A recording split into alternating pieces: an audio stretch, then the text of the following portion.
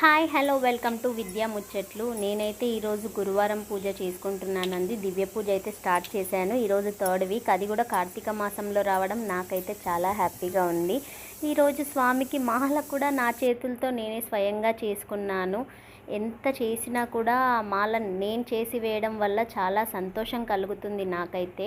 ఈరోజు దివ్య పూజ అయితే చాలా సింపుల్గా నీట్గా చేసుకున్నాను. ప్రసాదం చేసే టైం అయితే లేదు, అందుకనేసి స్వామికి అయితే అరటిపండ్లు మాత్రమే పెట్టాను.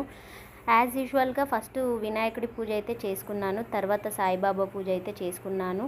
ఆ బుక్లో ఉన్నట్లుగానే అష్టోత్తరనామాలు చదువుతూ, అలాగే తర్వాత 6 కథలు అయితే చదివి కంప్లీట్ చేసుకున్నాను. ఇది మీకు పూజా స్టోర్లో ఎక్కడైనా దొరుకుద్ది, శ్రీ సాయి దివ్య పూజ అని. మీరు ఎవరు చేసుకోవాలన్నా చాలా ఈజీ ప్రాసెస్లో చేసుకోవచ్చు. ఈ పూజనైతే చాలా ఈజీగా మనకు రిజల్ట్ వస్తుంది. ఆ స్వామిని నమ్మి చేయాలి. కానీ నా పూజ అయితే ఈరోజు ఇలా అయిపోయింది. మీకు కూడా ఈ పూజ చేయాలనుకుంటే మాత్రం చాలా త్వరగా ప్రారంభించండి. Thank you so much.